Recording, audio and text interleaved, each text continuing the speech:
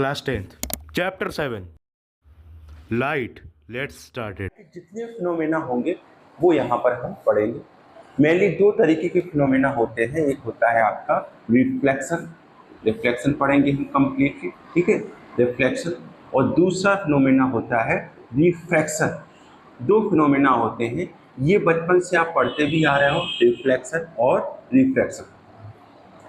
अब जिन सरफेस में रिफ्लेक्शन होगा वो हम पढ़ेंगे, जिन सरफेस में रिफ्रैक्शन होगा वो भी हम पढ़ेंगे। तो सबसे पहले रिफ्लेक्शन की बात कर लेते हैं। रिफ्लेक्शन एक ऐसा फिनोमेना है जिसमें लाइट किसी ऑब्जेक्ट से टकराकर वापस आती है, ठीक है।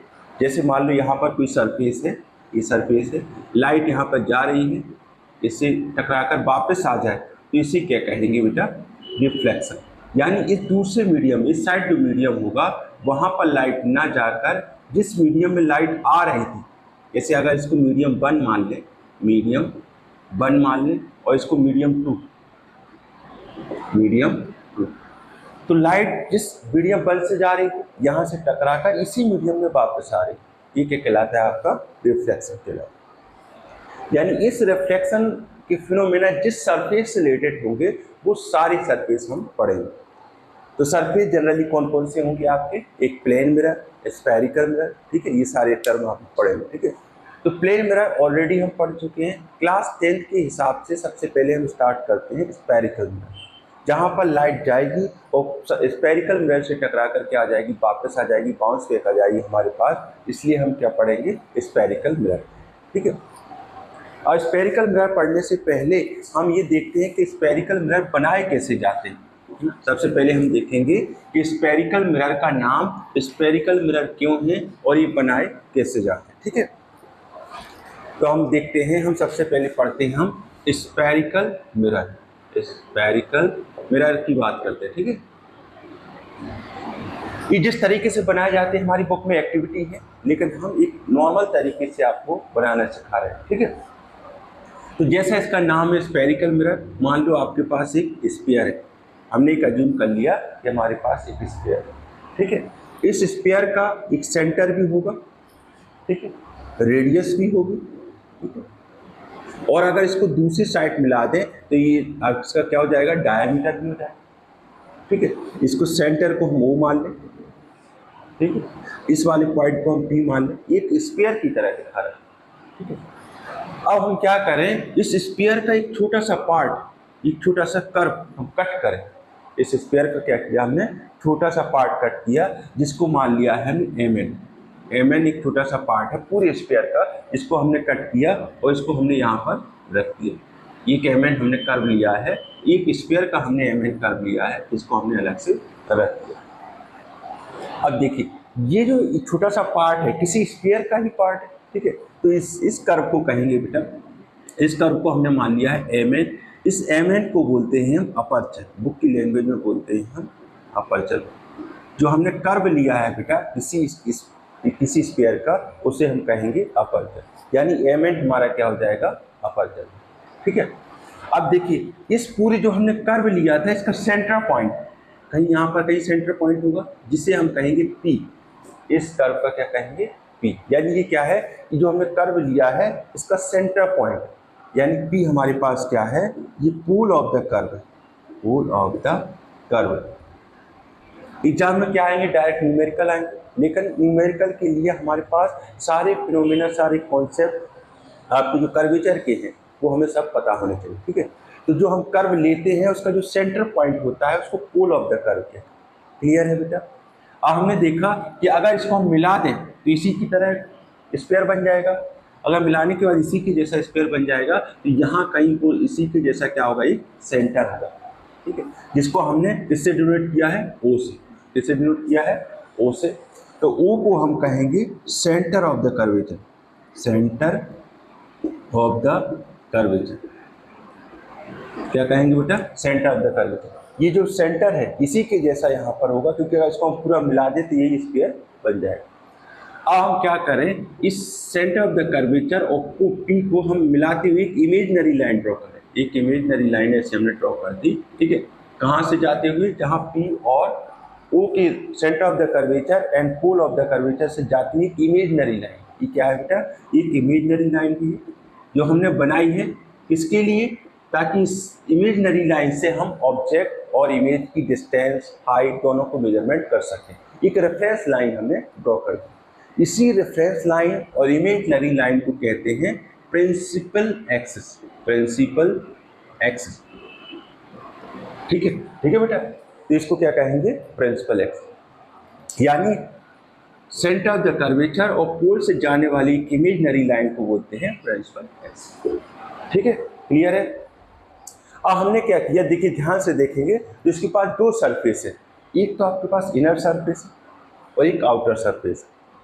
अब हम दो जगह इसको पेंट कर सकते हैं, यानी इस कर्वेचर को हम दो तरीके के मिरर बना सकते हैं। एक मान लो हमने क्या किया, इसका जो आउटर पार्ट है, ये वाला जो पार्ट है, उठा हुआ पार्ट है, इसको हमने पेंट कर दिया।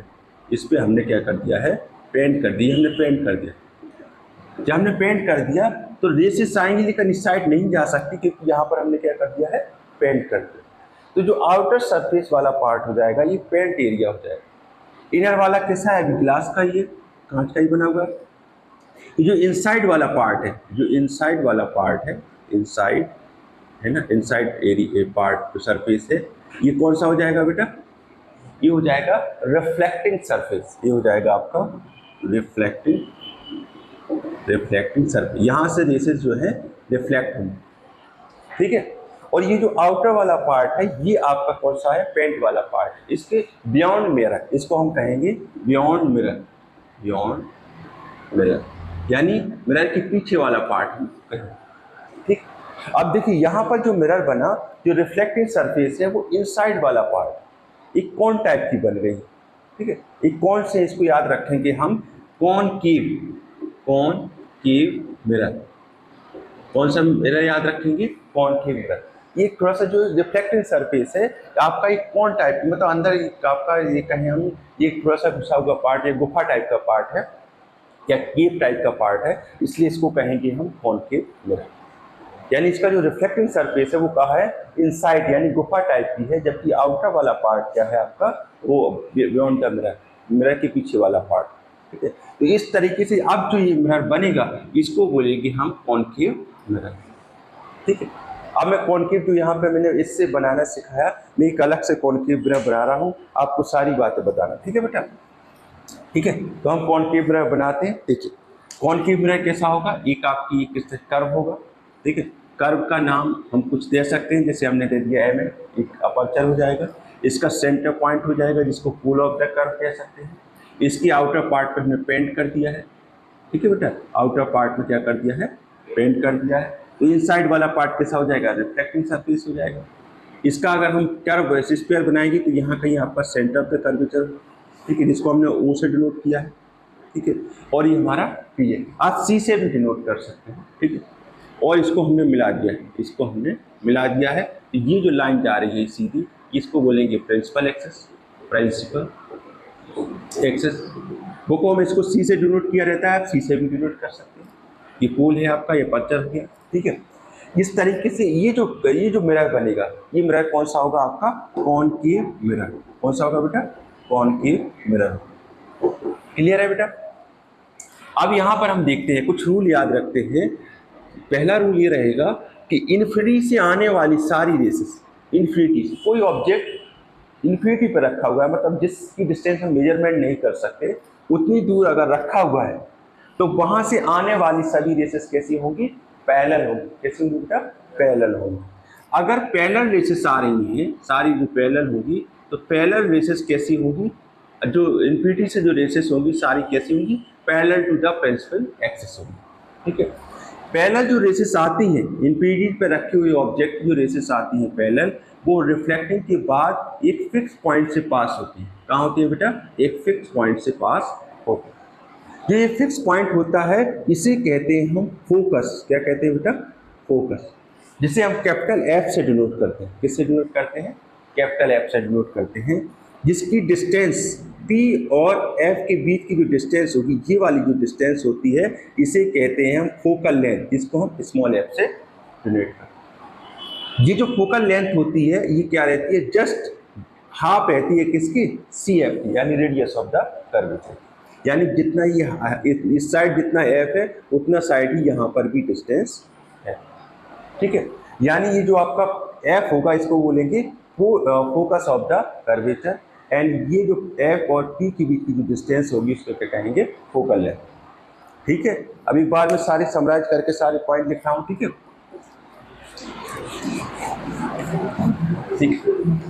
ठीक, चलिए, ठीक है।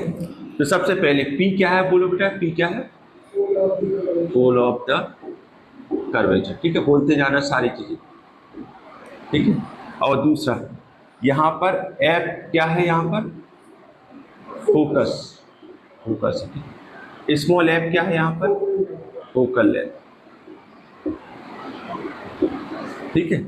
और जो C और P F के बीच की दूरी है इसको कैपिटल R से डिनोट करते हैं। यहाँ पर कैपिटल R क्या होगा बेटा, radius of the curvature, radius of the curvature, ठीक है। अब देखिए P आपका pole of the curvature, focus आपका F है, F क्या है, स्मॉल f क्या है आपकी फोकल लेंथ है, जो डिस्टेंस किसकी है, F और P के बीच की डिस्टेंस है, और आपका radius of the curvature C और P की डिस्टेंस है, यानी C और P के बीच की डिस्टेंस, ठीक है। अब याद रख लेना है कि जो C और P है मतलब R जो है ये 2F के बराबर है, क्योंकि ये मिड पॉइंट C और P का मिड पॉइंट क्या होता है, कैपिटल F होता है। तो ये वाली डिस्टेंस, ये वाली डिस्टेंस क्या है, इक्वल है, यानी radius of curvature focal length की क्या है, डबल होती है। ये कॉन्सेप्ट याद रखना, कभी कभी एमसीक्यू में पूछा जाता है कि जो आपका रेडियस ऑफ द कर्वेचर होगा वो फोकल लेंथ की क्या होगा, जस्ट डबल होगा। अगर फोकल लेंथ दी हुई है तो रेडियस ऑफ कर्वेचर निकाल लेंगे, अगर रेडियस ऑफ द कर्वेचर दिया है तो फोकल लेंथ निकाल, ठीक है। जैसे इसका एक छोटा सा कभी कभार एमसीक्यू में पूछा जाता है क्वेश्चन है, ठीक है। एक क्वेश्चन हम इसको लगाते हैं, कभी कभार इसमें पूछ लेते हैं इसमें, ठीक है। बहुत आसान सा क्वेश्चन है, ठीक है। आप ही लगाना बेटा है, जैसे इस क्वेश्चन को लगाएंगे। एक क्वेश्चन कह रहा है आपका, define the radius of the curvature, radius of the curvature of spherical mirror is 20 centimeter. What is its focal length? ठीक है। अब देखिए इसी पे छोटा सा कभी कभी एमसीक्यू में पूछा जाता है कि अगर इसमें क्या पूछा है, the curvature of the spherical mirror, जो रेडियस ऑफ द कर्वेचर जो दी हुई है, कितनी दी हुई है आपके पास, 20 सेंटीमीटर। तो फोकल लेंथ वो पूछ रहा है, ठीक है। यानी अगर इसी क्वेश्चन को यहाँ पे बिठा ले, इस क्वेश्चन को यहाँ पे सॉल्व करें, तो रेडियस ऑफ द कर्वेचर दी है आपकी 20, इक्वल टू क्या होता है 2f, f हम निकाल सकते हैं, देखिए कितना आसान, f इक्वल टू 20/10, यानी f इक्वल टू आ जाएगा 10 से। कोई टफ है, कोई चीज नहीं है, बहुत आसान सा है। कभी कभी ऐसा छोटा सा क्वेश्चन भी पूछ लेते हैं, ठीक है। तो अब ये जो हमने कॉनकेव मिरर बनाया है, इससे रिलेटेड हम जितने रूल हैं, जनरली जितने टाइप से रिफ्लेक्शन हो सकता है वो रूल होते हैं, 4 रूल होते हैं। उन रूल में से कोई 2 रूल का हम यूज करते हैं इमेज फॉर्मेशन। इमेज कैसे बनती है, जब कोई रेसेस जाती है रिफ्लेक्शन के बाद आपस में मीट करेंगी, जहाँ वो मीट करती हैं, इंटरसेक्ट करती हैं, वहाँ पर इमेज का फॉर्मेशन होता है। तो यहाँ पर कितने टाइप की रेस बन सकती हैं, वो सारी रेसेस हम बनाते हैं, वो इमेज फॉर्मेशन के लिए क्या कहलाएंगे, रूल कहलाएंगे, ठीक है। यहाँ तो इस टाइप का क्वेश्चन लग जाएगा, ठीक है। अब हम बनाते हैं रूल, कॉनकेव के लिए कितने टाइप के रूल बनेंगे वो हम यहाँ पर लगाते हैं, ठीक है बेटा। चलिए अब बताना है, 4 रूल होते हैं, चारों हम बनाएंगे, ठीक है, ठीक है। Rule for image formation, rules for image formation, image formation. पहला रूल याद रखेंगे, ठीक है।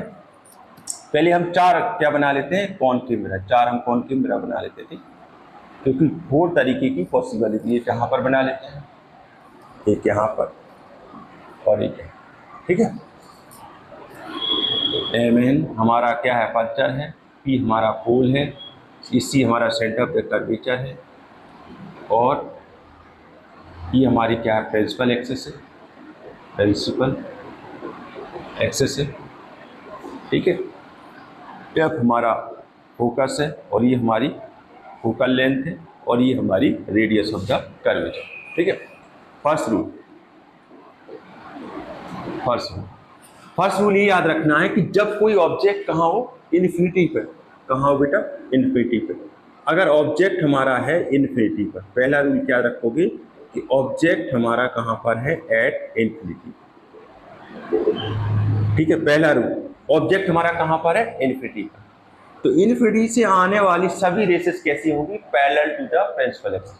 पहला रूल याद रखना कि अगर कोई ऑब्जेक्ट रखा हुआ है कहाँ पर, इन्फिनिटी पे रखा हुआ है, जिसकी डिस्टेंस हमें नहीं पता है, तो उससे आने वाली सभी रेसेस कैसी होंगी, parallel to the principal axis. यहाँ जब रेसेस बनाओगे तो आप डायरेक्ट अटैच नहीं करोगे, पहले आप डेडेस करके दिखाओगे, क्योंकि हमें नहीं पता कितनी दूर रखा होगा। तो ये आप डेडेस करके ऐसी लाइन बनाओगे, तो इसको कंटिन्यू करके parallel to the principal axis ले जाकर आपका जो फोकस आपने बनाया है, ये फोकस, इससे जाके ये पास हो, ये रेसेस जो टकरा कर कहाँ होगी, फोकस से होकर जाए।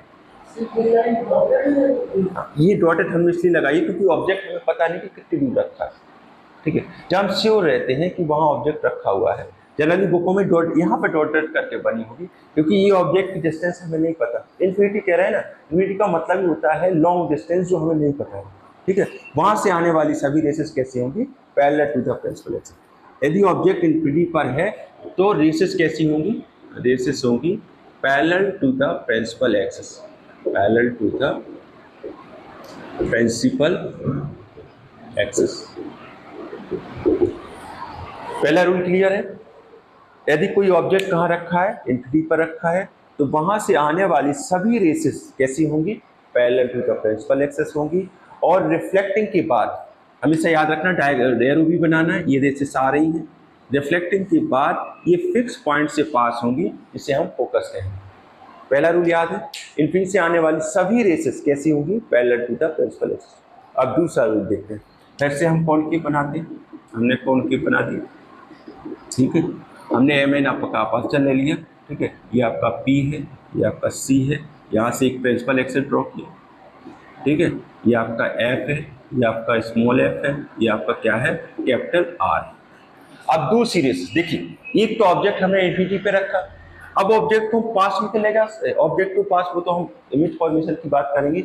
दूसरा कैसे कोई रेस बना सकते हैं, दूसरी रेस ऐसी बना सकते हैं कि कोई रेसेस जब पैरेलल जा रही थी, फोकस से होकर रिफ्लेक्शन के बाद फोकस से होकर जाने लगी, तो कोई रेसेस फोकस से होकर भी तो आ सकती है। सेकंड रूल जो रहेगा हमारा, सेकंड रूल रहेगा कि अगर कोई रेसेस कहाँ से आ रही है, फोकस से होकर आ रही है, कोई रेसेस अगर फोकस से होकर आ रही है, तो ये रिफ्लेक्शन के बाद parallel to the principal axis हो जाएगी। सेकंड रूल याद रखना है कि अगर कोई रेस किसी ऑब्जेक्ट से कोई रेस फोकस से होकर आ रही है, तो after the reflection they become parallel to the principal axis. क्या लिखोगे, इफ रेस, क्या लिखोगे, if rays come from the focus it become parallel to the principal axis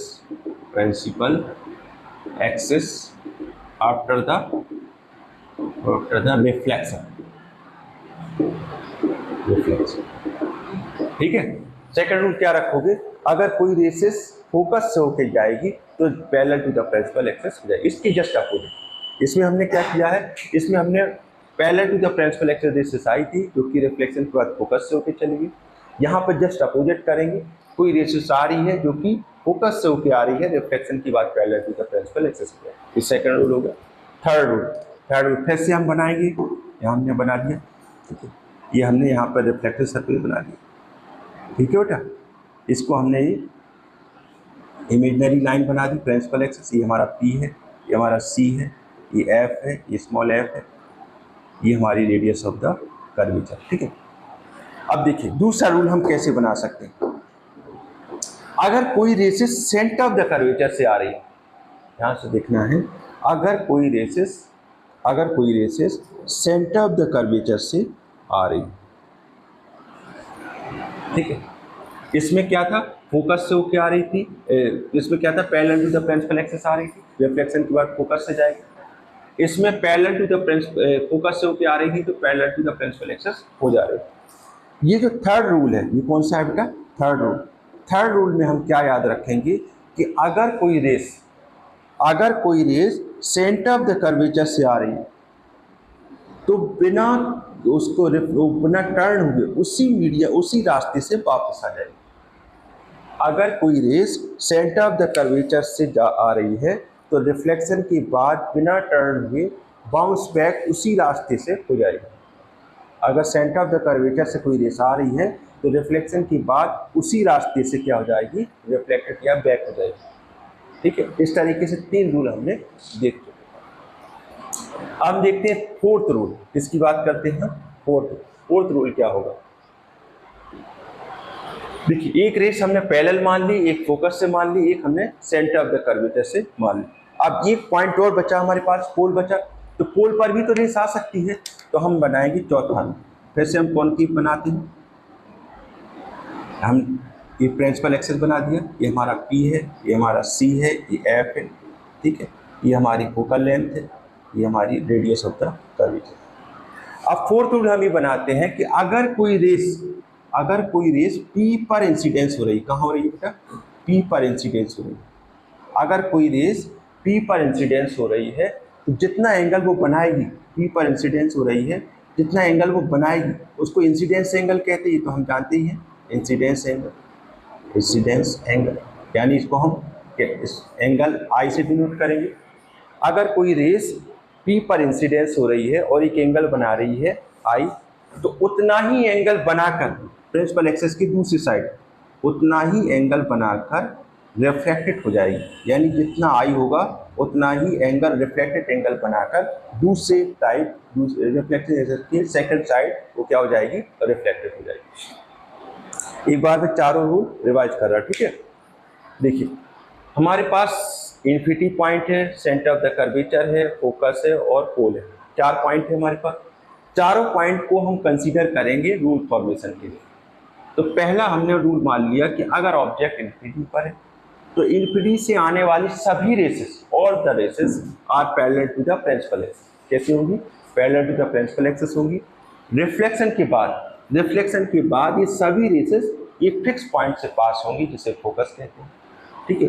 focus और P के बीच की डिस्टेंस को फोकल लेंथ कहते हैं, जो कि रेडियस ऑफ द कर्वेचर की आधी होती है। सेकंड रूल बचा फोकस, इसकी जस्ट अपोजिट। अगर कोई रेस फोकस से होके आ रही है तो रिफ्लेक्शन के बाद parallel to the principal axis हो जाएगी। देखो, इन्फिनिटी एक पॉइंट हो गया, फोकस हो गया, अब बचा सेंटर ऑफ द कर्वेचर। अगर कोई rays centre of the curvature से आ रही है तो रिफ्लेक्शन के बाद इसी मीडियम में क्या हो जाएगी, बाउंस बैक हो जाएगी, ठीक है। अब हमने फोर्थ रूल पढ़ा। फोर्थ रूल क्या है बेटा हमारा, फोर्थ रूल का मतलब है अगर कोई रेसेस एक इंसिडेंस एंगल बनाकर P पर आ रही है तो उतना ही एंगल बनाकर रिफ्लेक्टेड दूसरी साइड क्या हो जाएगी, रिफ्लेक्टेड हो जाएगी। ये 4 रूल है, ये 4 रूल हमने पढ़े इमेज फॉर्मेशन के लिए। इन 4 में से कोई 2 रूल का हम यूज करेंगे इमेज फॉर्मेशन के लिए, क्योंकि सिर्फ 2 रेसेस नेसेसरी हैं इंटरसेक्टिंग पॉइंट लाने के लिए। इन 4 रूल में से हम सिर्फ कोई 2 रेसेस को लेंगे, रिफ्लेक्शन की बात को जहां मीट करेंगी वहां पर हमारा क्या होगा, इमेज का फॉर्मेशन होगा, ठीक है। बात क्लियर है। तो अब हम पढ़ेंगे इमेज फॉर्मेशन इन कॉन्केव मिरर। ये 4 रूल क्लियर है 4 रूल। तो इन उसी में बना लिया सबने डायग्राम, ठीक है। इन 4 रूल में से कोई 2 रूल हम लेंगे ताकि इमेज फॉर्मेशन हो सके।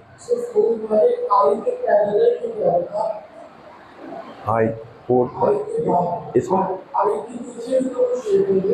यहाँ पर ये रिफ्लेक्टेड एंगल को हमने एंगल R से डिनोट कर दिया और ये हमने इंसिडेंस एंगल को I से, है ना। जो कोई इंसिडेंस एंगल बनाती है जिसको एंगल I से डिनोट कर दिया और एक रिफ्लेक्टेड एंगल बनाएगी, याद रखना है फोर्थ रूल में एंगल आई इक्वल टू होगा एंगल आर, ये दोनों बराबर होंगे, ठीक है। जब कोई इंसिडेंस रे पी पर इंसिडेंस होती है एंगल आई बनाकर, तो उतना ही एंगल बनाकर वो क्या हो जाती है, रिफ्लेक्ट हो जाती है। क्लियर है बेटा, बात क्लियर है। तो इन्हीं इक्वेशन में से किसी का क्या करेंगे हम, इन्हीं दो इक्वेशन का यूज करेंगे इमेज फॉर्मेशन। चार रूल क्लियर है, ठीक। चलो अब आगे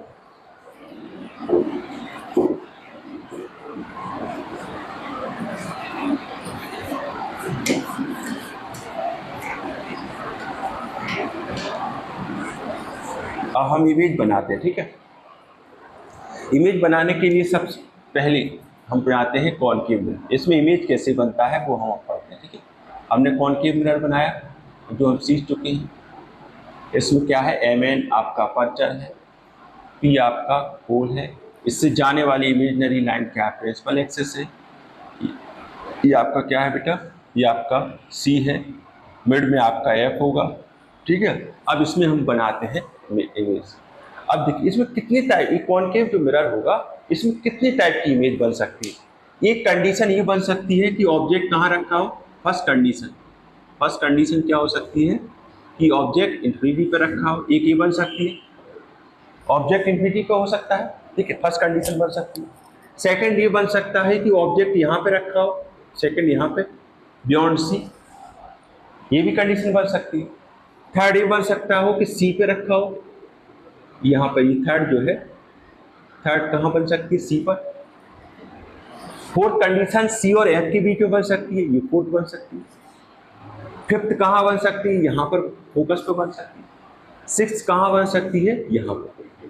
यानी 6 तरीके की इमेज फॉर्मेशन पॉसिबल है कॉनकेव मिरर। एक कब पॉसिबल है, आपका इमेज कहाँ रखा हो सकता है, इंफिनिटी पर, एक आपका बियॉन्ड सी, और तीसरा आपका सी पर, फोर्थ आपका सी और एफ के बीच में, और आपका फिफ्थ आपका एफ पर, सिक्स आपका एफ और पी के बीच।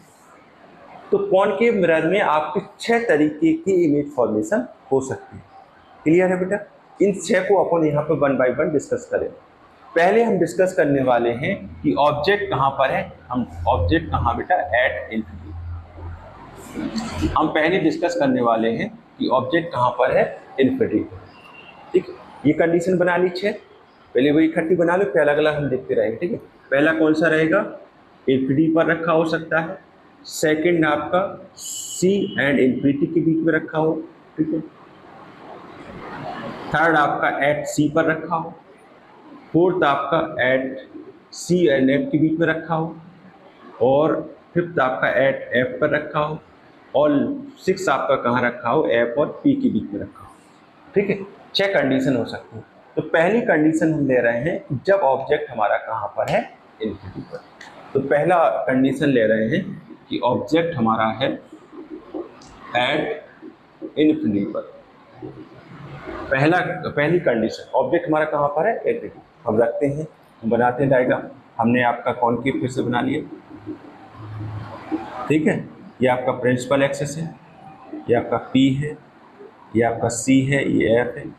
ऑब्जेक्ट हमने यहाँ पे रख दिया जिसकी डिस्टेंस हमें नहीं मालूम, ठीक है, इसकी डिस्टेंस हमें नहीं मालूम। तो हम अब इसकी इमेज बनाते हैं कि कहाँ पर इमेज बने। ये हमारा ऑब्जेक्ट है, ऑब्जेक्ट कहाँ रख दिया हमने, इंफिनिटी पे रख दिया। अब हम देखते हैं कि इमेज, इस कंडीशन में इमेज कहाँ बन रही है, इस कंडीशन में इमेज कहाँ बन रही है वो हम देखेंगे। इमेज जो है, इमेज कहाँ बन रही है वो हम चेक करते हैं, ठीक है। तो इमेज चेक करने के लिए बताओ इसमें पहला कौन सा रूल लगेगा, इसमें कौन कौन से रूल लगेंगे, 4 में से कौन कौन से रूल लगेंगे अमित, 4 में से कौन कौन से रूल लग सकते हैं इसमें? फर्स्ट, ओनली फर्स्ट ही रख सकता है। इसमें से 3 रूल नहीं अप्लाई हो सकते हैं क्योंकि हमने ऑब्जेक्ट इंफिनिटी पे रखा है, और हमने फर्स्ट रूल बनाने के लिए कह दिया था कि इंफिनिटी से आने वाली सभी रेसेस कैसी होंगी, parallel to the principal axis. यानी 2 रेसेस हम एज्यूम करेंगे, दोनों ही parallel to the principal axis हमको माननी पड़ेगी। तो हमने 2 रेसेस मान रहे हैं। एक रेसेस हमने ये मान ली, parallel to the principal axis है। दूसरी हमने ये मान ली, ये भी क्या है, parallel to the principal axis. Reflection की बात कहाँ से जाएंगी? फोकस से होके जाएंगी। हमने रिफ्लेक्शन दिखाया और फोकस से होके जा रही है। ये रिफ्लेक्शन की बात फोकस से होके जा रही है। अब हमने ये बात की थी कि जो इमेज है हमारा, इमेज हमारा वहां पर बनेगा जहां पर रिफ्लेक्टिव रेस, जो रिफ्लेक्शन है, रिफ्लेक्टिव रेस जो है ये मीट करेंगे। रेसेस आ रही हैं और रिफ्लेक्शन की बात जहां पर मीट कर रही है वहां पर इमेज बनती है। तो इमेज बनेगी एट फोकस पर। इमेज कहाँ बनेगी? At focus. फोकस पे इमेज बन रही है, ठीक है। और अगर गौर से देखें हम तो ये इमेज का साइज कैसा है? दिख ही नहीं रहा, पॉइंट साइज का है, हाईली नेग्लिजिबल पॉइंट साइज का जो इमेज हाई। जो आपका अगर हम इसकी साइज की बात करें तो साइज कैसा है? Highly negligible.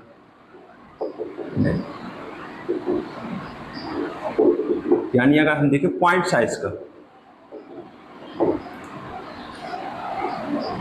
ठीक है, कैसा है बेटा? कैसा है? पॉइंट साइज का। यानी हम सीधा इसको क्या लिख सकते हैं? पॉइंट साइज का लिख सकते हैं। कैसा ही? पॉइंट साइज की। और अगर इसको हम और इसको मैग्नीफाई करें तो ये कैसी होती है? देखिए, रेसेस जा रही हैं और रियल में रिफ्लेक्ट होकर टकरा रही हैं। यानी जो इमेज साइज वो आपका इसका अगर हम वो देखें, कंडीशन देखें तो कैसी इमेज है? ये रियल है। रियल में इमेज रेसेस आ रही हैं और रिफ्लेक्ट होकर टकरा रही है। कैसी है? ये रियल है। और फोर्थ कंडीशन बनती है ये इन्वर्टेड, क्योंकि ये कैसी बनती है? इन्वर्टेड, उल्टी।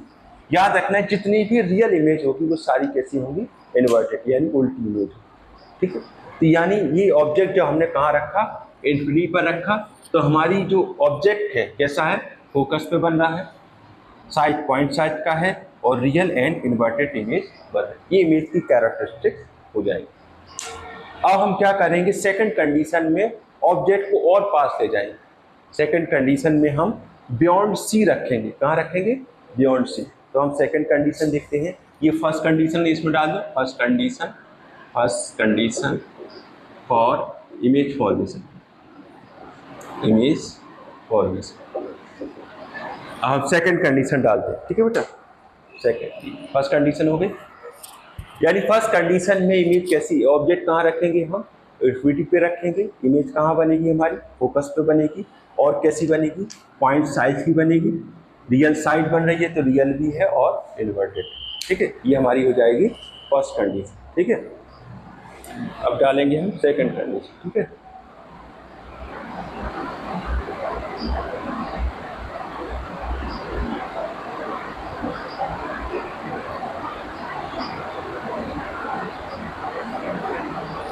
ठीक है, सेकंड कंडीशन डाल दो। अब हम डालते हैं सेकंड कंडीशन। Second condition. अब सेकंड कंडीशन में हमारा ऑब्जेक्ट कहाँ हो सकता है बेटा? सेकंड कंडीशन में कहाँ हो सकता है object? Beyond C, yes, between C and infinity के बीच, ठीक है। तो हम अब रखेंगे बियॉन्ड सी। इस डायग्राम को हम दोबारा से बनाते हैं, ठीक है। ऑब्जेक्ट हमारा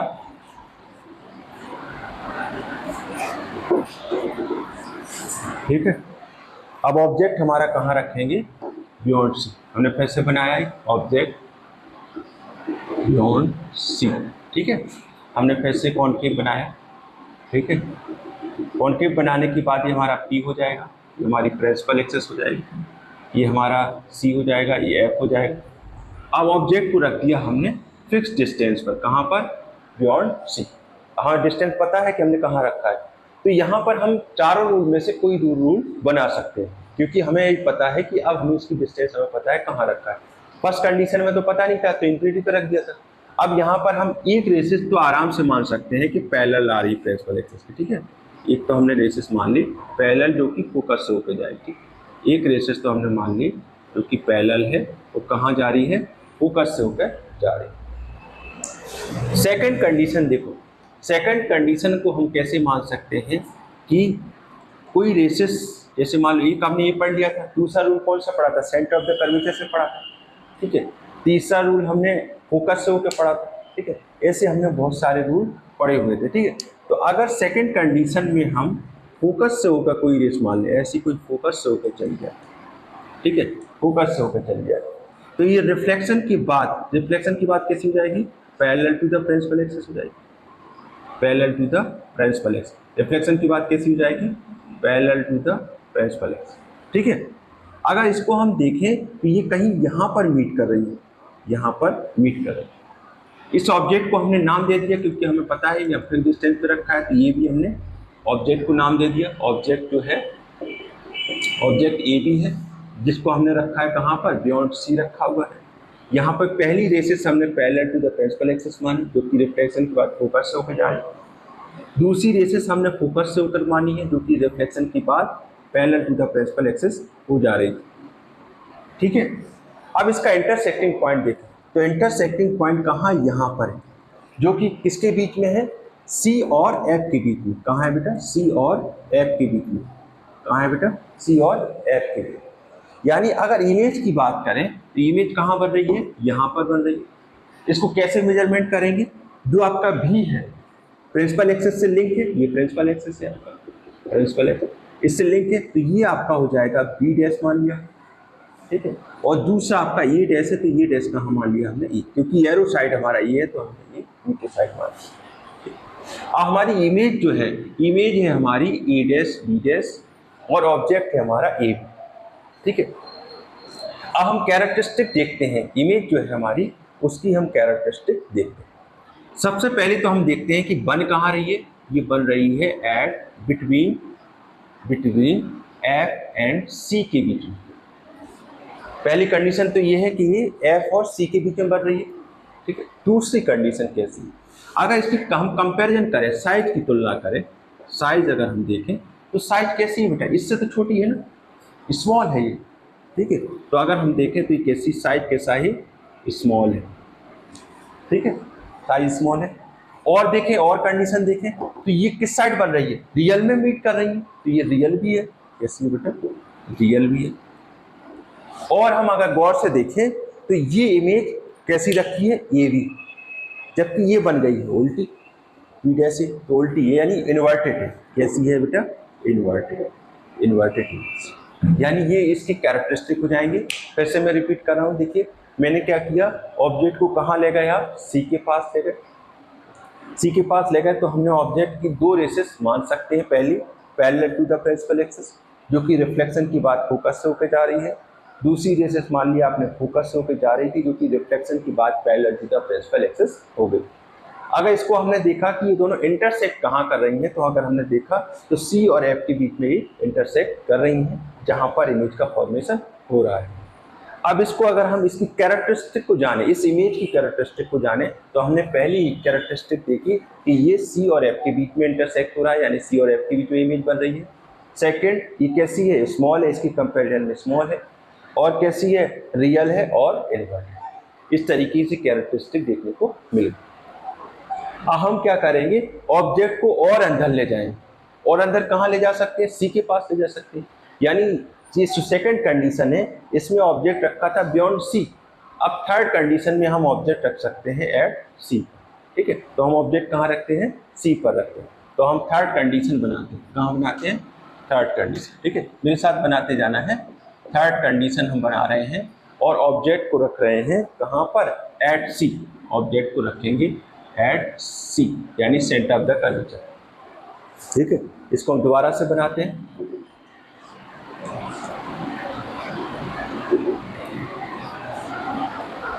इसको दोबारा से बना, हमने फिर से कॉनकेव मिरर बना लिया,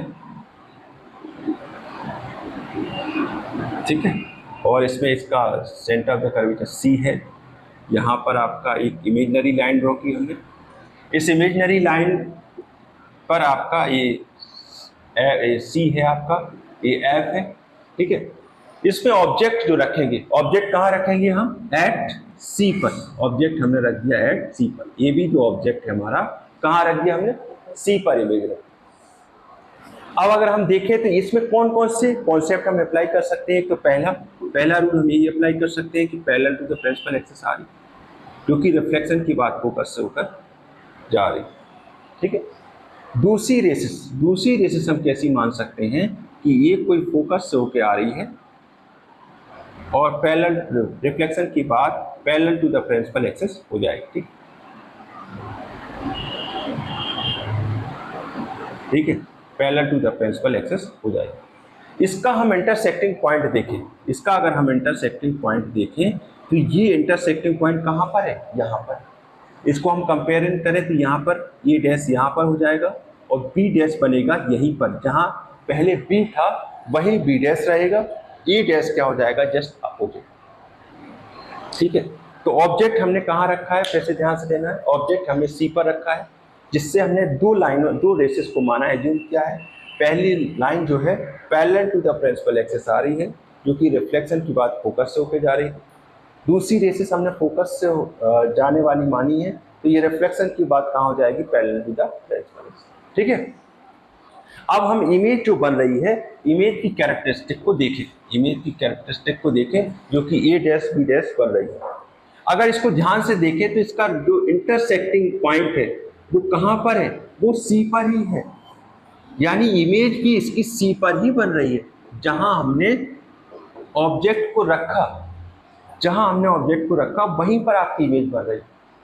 ठीक है, जब वहीं पर बन रही है तो अगर इसकी साइज की बात करें तो ये सेम साइज की बनेगी, इक्वल साइज। कैसी बनेगी बेटा, इक्वल साइज की बनेगी, equal size of the object. जितना साइज का ऑब्जेक्ट था उतने ही साइज की बनी, जितना ऑब्जेक्ट का ये था इतनी साइज का आपका ऑब्जेक्ट था, उतनी ही साइज का आपकी इमेज बन रही। इक्वल साइज की बनेगी, एट सी पर ही बनेगी। ठीक है, और यहाँ वही कंडीशन होगी, रियल में मीट कर रही है तो real and inverted, real and inverted. ठीक है, यानी कि हमने सी पर ऑब्जेक्ट रखा है तो हमारी जो इमेज है वो कहाँ बन रही है, एट सी पर ही बन रही है, रियल बन रही है और इन्वर्टेड बन रही है। ठीक है, बात समझ में आ रही है। इस तरह के हमने तीन कंडीशन पढ़ी हुई। ठीक है, हम चौथी कंडीशन देखते हैं और आगे जाते हैं।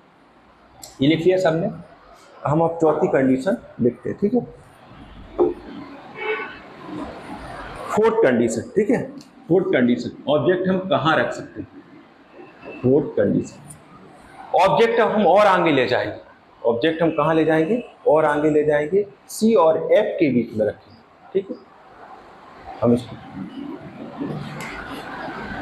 यानी ऑब्जेक्ट रखेंगे हम at between C and F, C और एफ के बीच में हमने रखा। जब सी और एफ के बीच में रखा तो हम कैसे डायग्राम बनाएंगे, सी और एफ के बीच में रखा। जैसे एक और हमने ऐसा बनाया, एम एन, जहाँ पर हमने एक इमेजिनरी लाइन मान ली, ये आपका एफ है, ये आपका सी है। ठीक है, ये आपका पी है। हमने ऑब्जेक्ट को कहाँ रखा है, सी और एफ के बीच में, यहाँ पर, ये। ठीक है, अब यहाँ पर हम देखें, यहाँ पर कौन कौन सी लाइन मान सकते हैं। एक तो parallel to the principal axis हम मान सकते हैं, हमने मान ली parallel to the principal axis, क्योंकि रिफ्लेक्शन की बात कहाँ से जा रही है, फोकस से होकर जा रही है।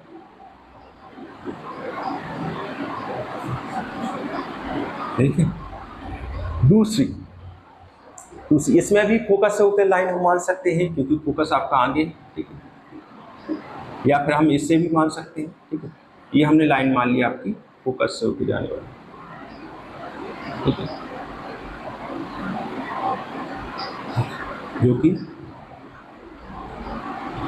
जो कि parallel to the principal axis हो जाएगा। पहली रेस मान ली parallel to the principal axis, जो कि रिफ्लेक्शन की बात फोकस से होकर जाएगी।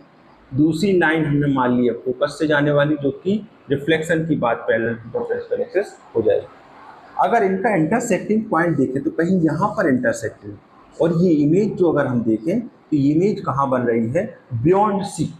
अगर इसका बी डैश हम प्रिंसिपल एक्सिस पे ही मानेंगे, ए डैश हम नीचे की साइड मानेंगे, एरो लगा दिया। तो इसका जो इमेज है, अगर इसका इंटरसेक्टिंग पॉइंट देखें तो कहाँ ये बियॉन्ड सी है। अब इसकी इमेज की कैरेक्टरिस्टिक जो हमने बनाई है उसी के आधार पर हम यहाँ पे देखते हैं। ठीक है, तो इमेज कहाँ बन रही है, पहले अगर गौर से देखें तो इमेज बन रही है बियॉन्ड सी, इमेज बन रही है बियॉन्ड सी बन रही है, ठीक है। इमेज कहाँ बन रही है, बियॉन्ड सी। और अगर इसको हम साइड देखें तो ये अब ऑब्जेक्ट की साइज से बड़ी है। अगर देखो इसका कंपैरिजन करें तो इसकी साइड से क्या है, ये बड़ी है। ये कैसी साइज कैसी हो जाएगी, लार्ज देन ऑब्जेक्ट, ऑब्जेक्ट से क्या है ये बड़ी, लेकिन है तो रियल में इंटरसेक्ट कर रही है, रियल और इन्वर्टेड, रियल भी है एंड इन्वर्टेड भी है, दोनों चीज, ठीक है। अब और हम क्या कर सकते हैं, और हम आगे भी जा सकते हैं, हम फोकस पे भी तो रख सकते हैं ऑब्जेक्ट। तो हम पढ़ते हैं अब फिफ्थ कंडीशन। ये कंडीशन क्लियर है सबको, हम चाहते हैं फिफ्थ कंडीशन, ऑब्जेक्ट को कहाँ रखेंगे हम, एट फोकस पर, ऑब्जेक्ट को रखेंगे हम एट फोकस, फोकस पे हम रखेंगे, ठीक है। तो इस डायग्राम को हम दोबारा बनाएंगे, ठीक है बेटा। अब ऑब्जेक्ट को रखेंगे हम फोकस पे, ठीक, इसको हमने रखा फोकस पे, ठीक है। एक हमने इमेजिनरी लाइन बना ली फोकस एम एन, ठीक है। ये आपका क्या है पी, ये आपका सी, ये आपका एफ, ये कोई रेसेस जा रही है जो कि हमने ऑब्जेक्ट को कहाँ रखा है, एफ पर रखा है, ए बी, ठीक है। अब देखिए यहाँ पर कौन कौन सी रेसेस मान सकते हैं, एक rays parallel to the principal axis, ठीक, क्योंकि रिफ्लेक्शन की बात कहाँ से जा रही है, फोकस से होकर जा रही है, ठीक है। दूसरी रेसेस आप देखिए, एक तो हम पोल से भी मान सकते हैं और सेंटर ऑफ द कर्वेचर से भी मान सकते हैं। तो हम क्या मानते हैं, हम सेंटर ऑफ द कर्वेचर से मानते हैं। अगर सेंटर ऑफ द कर्वेचर से हमने मानी तो ये इस साइड अगर इस रे को हम देखें तो ये रेस यहाँ पर मिलती हुई हमें दिखाई नहीं दे रही, ये ऐसी पैरेलल दूर तक चली जाएंगी, है ना, क्योंकि ये रिफ्लेक्शन के बाद यहाँ पर ये फोकस से जो रेसेस जा रही थी, रिफ्लेक्शन के बाद इसी मीडियम में वापस आ जाती है, तो ये भी इसी मीडियम में जाएगी। और जो parallel to the principal axis थी वो रिफ्लेक्शन के बाद फोकस से होकर जा रही है। अगर इसको हम देखें तो इस साइड ये मीट नहीं कर रहे, और ऐसा भी नहीं है कि दूर दूर जा रही, पैरेलल जा रही, तो ये इन्फिनिटी पे जाकर मिलेंगी। हमारी जानकारी के हिसाब से ये इन्फिनिटी पे कहाँ, इन्फिनिटी पे ये मीट करे। तो इमेज जो है, इमेज कहाँ बनेगी, इन्फिनिटी पर बनेगी। कहाँ बनेगी, एट इन्फिनिटी। इसको कहाँ बनना पड़ेगा, इन्फिनिटी पर इमेज बनना पड़ेगा। अगर हम साइज की बात करें तो जब हमें पता ही नहीं कि कितनी दूर जाके बनेगी, तो बहुत ज़्यादा लार्ज साइज में बने, इन लार्ज साइज बने, ठीक है। तो इनकी साइज जो होगी कैसी होगी, इन लार्ज, बहुत ज़्यादा बड़ी साइज की ये बनेगा। लेकिन अगर इसका हम वो देखें, साइज देखें, इन लार्ज होगी, इन्फिनिटी पर होगी, लेकिन है कैसी है, रियल साइड ही है, रियल है और इन्वर्टेड ही बनेगी, ठीक है। ये चार कंडीशन इसमें देखने को मिलेगी। अब फिफ्थ एक लास्ट सिक्स कंडीशन बची हुई है कि ऑब्जेक्ट हम कहाँ पे रखें, एफ और पी के बीच में रखें, तब हमारी इमेज कैसी बनेगी। लास्ट कंडीशन एक दी हुई है जिसमें इमेज हम कहाँ रखेंगे, एट, जो कि बहुत इंपॉर्टेंट है, हर साल एग्जाम में क्वेश्चन पूछा जाता है। सिक्स कंडीशन, ये जो सिक्स कंडीशन है ये बहुत इंपॉर्टेंट है।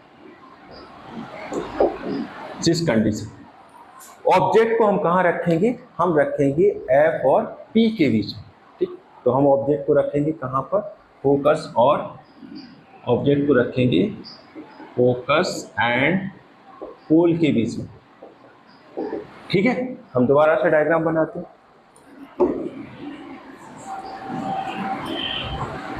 ठीक है। दोबारा से हम डायग्राम बनाते हैं। हमने फिर से कॉन्केव बनाया,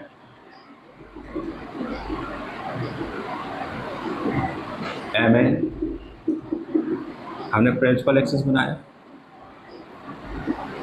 ये हमारा क्या है, सी है, ये हमारा एफ है, ये हमारा पी है, ठीक है।